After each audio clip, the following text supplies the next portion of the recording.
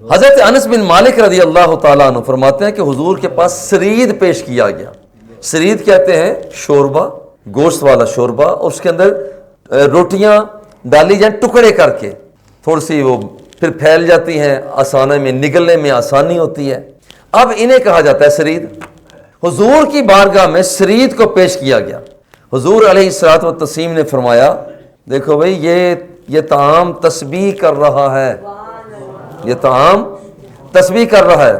صحابہ نے کہا حضور آپ سمجھ رہے ہیں یہ کیا کہہ رہے ہیں؟ حضور نے فرمایا ہاں میں سمجھ رہا ہوں کہ یہ کیا کہہ رہا ہے. اور حضور نے فرمایا یہ پیالہ صحابی کے سامنے رکھو.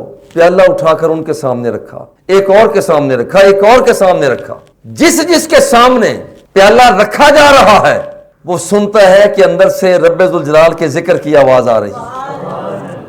ایک صحابی عرض کہتے ہیں حضور یہ پھر سب کو ہی سنا دیں؟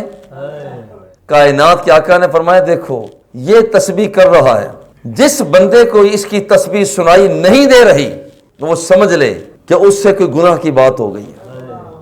آج یہ درخت آج بھی تسبیح کر رہے ہیں، ہم نہیں سن رہے. پتھر آج بھی تسبیح کر رہے ہیں، ہم نہیں سن رہے.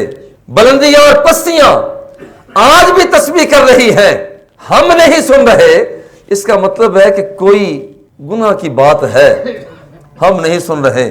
ورنہ جو گناہ سے بچ کر زندگی بسر کرتا ہے، آگے بڑھتا ہے.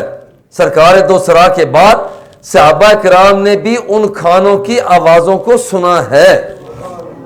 یہ ہماری کمی ہے، کمزوری ہے جو ایسا نہیں ہو پا رہا.